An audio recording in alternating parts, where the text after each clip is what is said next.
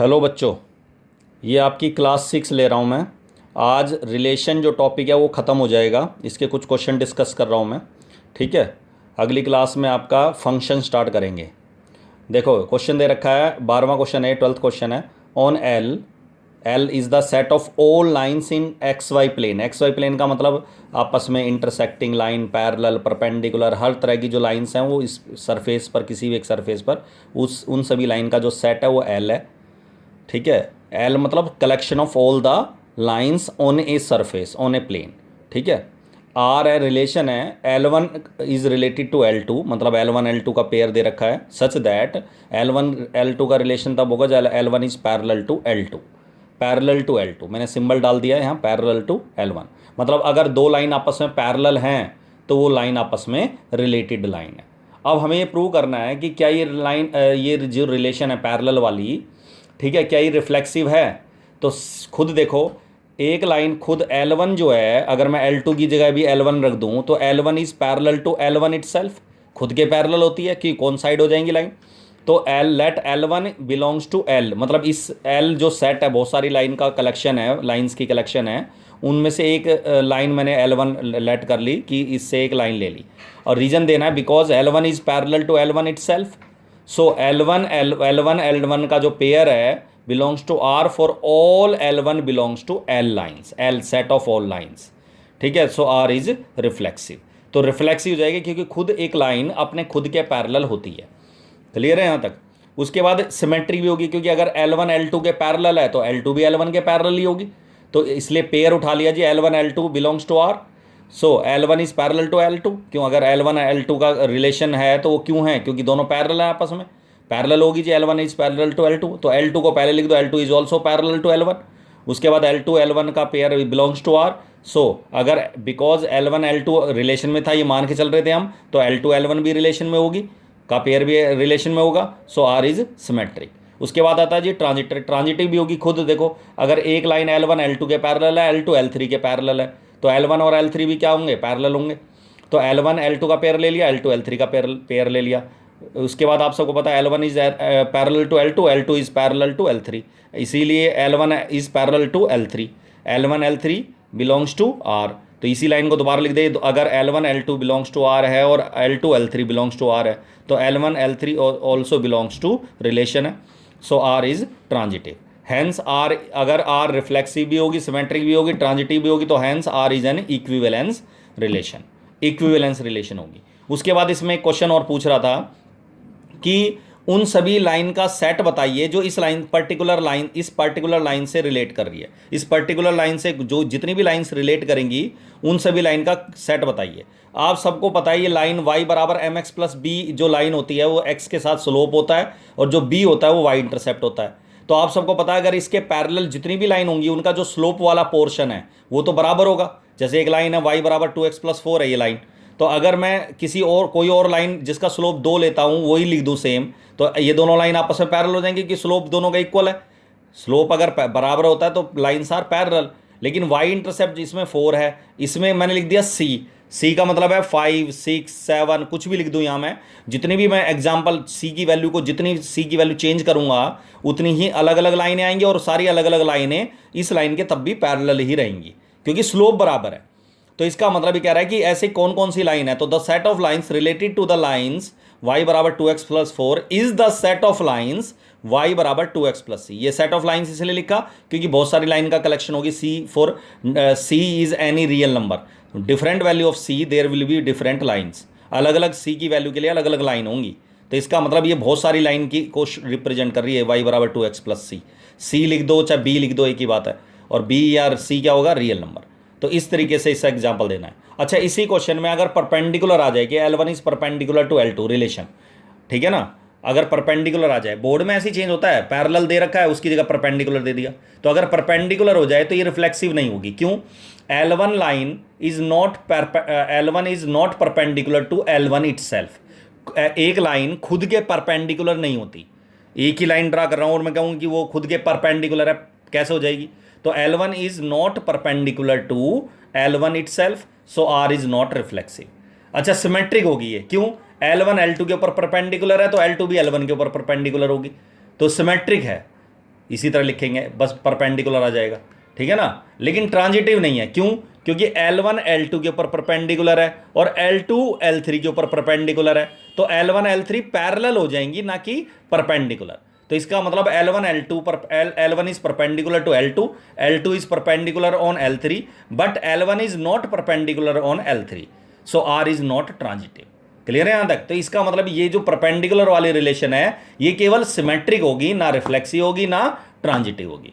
Clear है बेटा? तो ऐसे ही चेंज होके बोर्ड में अगर थोड़ा बहुत चेंज होके इस तरह से आ जाता है कि पैरेलल की जगह परपेंडिकुलर दे दिया, ठीक है। और देखो अब इस वाले एग्जांपल में, क्वेश्चन में ऑन एस, एस यहां रिप्रेजेंट करा है ऑल रियल नंबर्स।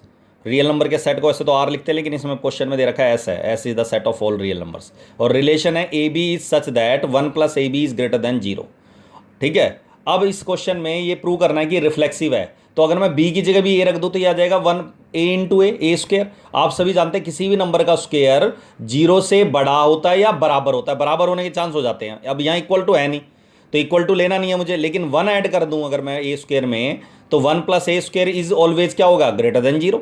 तो इसका मतलब ये रिलेशन हमेशा रिफ्लेक्सिव होगी जब आप एक नंबर खुद से रिलेट करेगा। तो let A belongs to S, तो 1 प्लस हम सभी जानते हैं because 1 + A square is always greater than 0, और 1 + A स्क्वायर का मतलब क्या हो गया? 1 + A × A is greater than 0। It means A का संबंध ए से हमेशा होगा, खुद से रिलेट हमेशा करेगा for all A belongs to real number, ठीक है। जितने भी रियल नंबर का सेट होगा उससे बिलोंग करेगा, सो आर इज रिफ्लेक्सिव। अच्छा, ये सिमेट्रिक भी होगी, क्यों? अगर 1 ए का संबंध बी से, तो 1 + AB अगर 0 से बड़ा है तो BAB क्या होगा? 1 + BAB 0 से बड़ा होगा। तो let AB belongs to R, तो 1 + AB इज ग्रेटर देन 0, तो 1 + BA is also greater than 0, क्यों? AB और BA रियल नंबर की मल्टीप्लाई प्रोडक्ट क्या होती है? बराबर होती है। तो BA belongs to R. Clear है यहां तक? So because AB belongs to R implies BA is also belongs to R, so R is symmetric.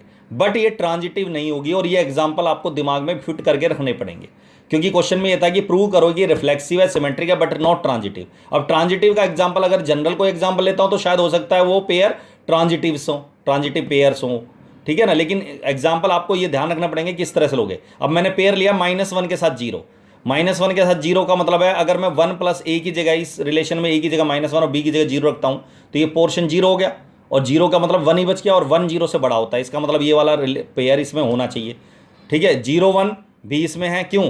1 + 1 तो फॉर्मूले में A B की जगह रख दिया 0 × 1, और 1 0 × 1 इज 0, 1 बड़ा हो गया 0 से। बट अगर मैं -1 और 1 की रिलेशन देखूंगा तो 1 + -1 × 1, A और B की जगह मैंने -1 1 रख दिया, तो ये तो -1 हो गया, और 1 - 1 क्या आएगा? 0।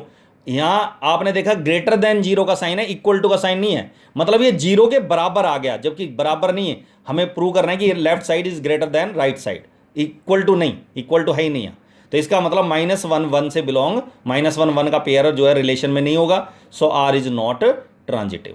क्लियर है यहां तक? इस तरीके से ये क्वेश्चन आपको करना है। ये था क्वेश्चन नंबर 13, ठीक है। एक क्वेश्चन नंबर 9 देखो जी।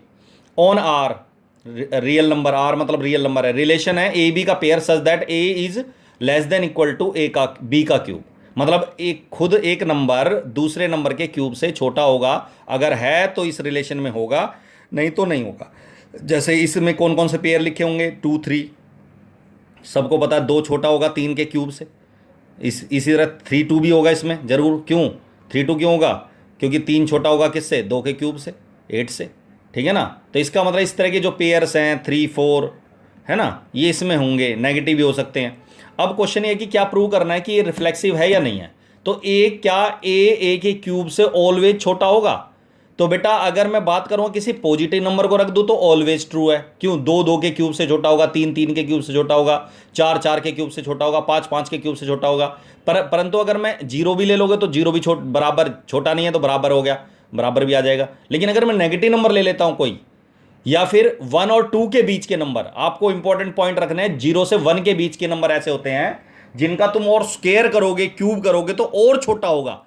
मतलब कि खुद एक जनरली हमारे दिमाग में माइंड होता है कि स्क्वायर करने पर बड़ी रकम मिलती है, ऐसा नहीं है ना। तो नेगेटिव, अगर मैं स्क्वायर या क्यूब करता हूं तो इन नंबर्स के बीच में, अगर इन नंबर्स 0 से 1 के बीच का कोई डेसिमल नंबर ले लो, जैसे 0.1 ही ले लो, 0.1 0.1 के क्यूब से क्या होगा, बड़ा होगा, छोटा नहीं होगा। जनरली क्यूब बड़ा हो जाता है, लेकिन इसमें क्यूब छोटा आएगा क्योंकि 0.001 आएगा।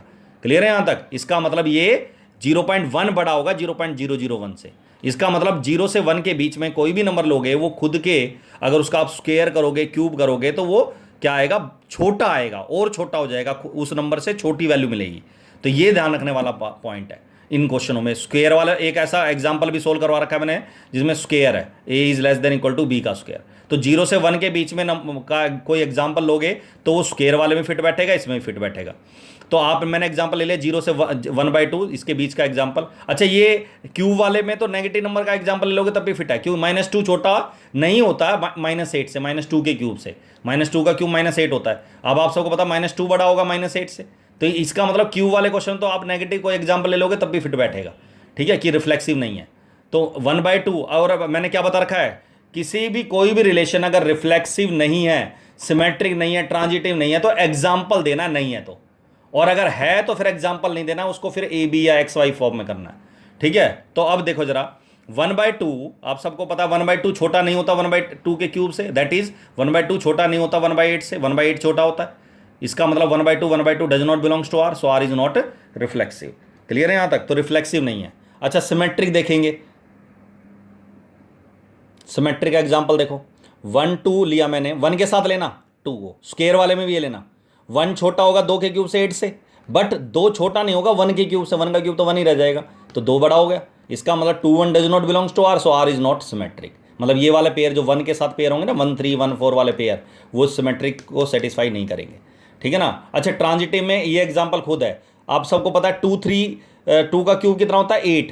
8 से कोई भी बड़ा नंबर ले लो, 8 से बड़ा 9 ले लो, 10 ले लो, 11 ले लो, 12 ले लो, कुछ भी ले लो। ठीक है, तो 9 के साथ 8 से बड़ा मैंने 9 ले लिया, तो 9 के साथ 3 लिया। अब आप सबको पता है 9 जो है 3 के क्यूब 27 से क्या होगा, छोटा, और 3 के साथ लिया 2, 3 जो है 2 के क्यूब से छोटा हो गया। बट जो 9 है वो 2 के क्यूब से छोटा नहीं होता। इसका मतलब 9 2 does not belongs to R, so R is not transitive. Clear है यहां तक? इस तरीके से ये रिलेशन ना रिफ्लेक्सिव है, ना सिमेट्रिक है, ना ट्रांजिटिव है। क्लियर है यहां तक? इसी तरह स्क्वायर वाला एग्जांपल लेना है, स्क्वायर वाले में एग्जांपल इसी तरह से ले लेना, उसमें नेगेटिव नंबर का ले लेना। इसमें तो क्यूब वाले में तो ये एग्जांपल अलग है, स्क्वायर वाले में ये एग्जांपल फिट नहीं बैठेगा, तो स्क्वायर वाले में नेगेटिव वाला जो मैंने एग्जांपल दे रखा है वो देख लेना। अच्छा, ये क्वेश्चन है, ए सेट दे रखा है 1 2 3, एक रिलेशन दे रखी है 1 1 1 2 1 3। ये कह रहा है कम से कम कितने पेयर इसके अंदर मैं ऐड करूं जिससे ट्रांजिटिव हो जाए। हम ये नहीं कह रहे रिफ्लेक्सिव हो जाए, सिमेट्रिक। रिफ्लेक्सिव नहीं है ये, क्योंकि इसमें 1 1 2 2 3 3 नहीं है, रिफ्लेक्सिव नहीं है ना, ये सिमेट्रिक है। 1 2 2 1 नहीं है इसमें, 2 3 3 2 नहीं है, सिमेट्रिक भी नहीं है। लेकिन हमें बताना है बस खाली ट्रांजिटिव। ट्रांजिटिव के लिए आप देखा 1 2 है, ये वाला पेयर 1 1 वाला नहीं लेते, 1 2 2 3 है, 1 3 इसके अंदर अगर हो जाए, लिख दूं मैं 1 3, तो ये रिलेशन कैसे हो जाएगी, ये रिलेशन क्या हो जाएगी आपकी, ट्रांजिटिव हो जाएगी। तो इसका मतलब minimum number of ordered pair added to R is equal to 1 और पेयर इज 1 3। अगर 1 3 ऐड कर दूंगा तो ये ट्रांजिटिव हो जाएगी। हाँ, अगर और भी मैं पेयर ऐड करूंगा तो ट्रांजिटिव तब भी हो जाएगी, और मतलब 3 4 पेयर और भी ऐड करूंगा। मैंने बताया था ना, रिलेशन एक एग्जाम्पल दिया था जिसमें 9 के 9 पेयर ले लिए थे हमने, तो वो रिलेशन भी ट्रांजिटिव है। लेकिन इसमें पूछा है minimum number of ordered pair, तो मिनिमम कम से कम एक ऑर्डर्ड पेयर ऐड करना पड़ेगा जिससे ये ट्रांजिटिव हो जाए। क्लियर है यहाँ तक बेटा? अब ये रिलेशन आपका हो गया जी कंप्लीट। हर तरह के क्वेश्चन मैंने डिस्कस कर लिए हैं। अगली क्लास में आपका करवाएंगे जी function, next topic function start. Clear है? That's all.